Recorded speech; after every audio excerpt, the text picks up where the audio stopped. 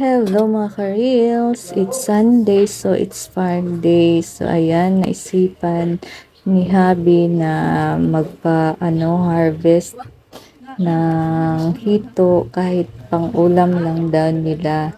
At saka para malaman din kung gaano na talaga kalaki yung mga hito sa pond 1. So ayan, nahirapan si father kasi unsa pa listo manago. So ayan, nakakuha isa na ginamitan ng aywa daw yung tawag, pero matagal-tagal talagang nagsasandok si Papa gamit yung aywa. Tsaka yan lang isa, parang tsamba lang yan na nakuha niya.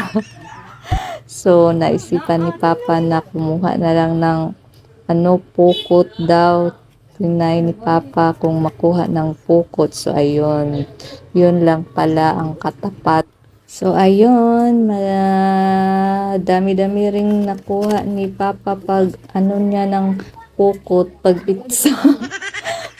Parang 5 or 6 yata yung nakuha niya pag ng pukot. So yun lang pala ang sikreto, pupukutin yung mga hito kasi mahirap pag aywa yung gamitin. So ayan, may pang ulam na sila. So pwede na talagang pang ang laki ng hito, pwede nang pang sugba, pang deep fry. So ayan, mga saktong December talaga, medyo malaki-laki na talaga to. So kung sinong mahilig sa hito dyan, abang-abang lang dahil mag-harvest na soon.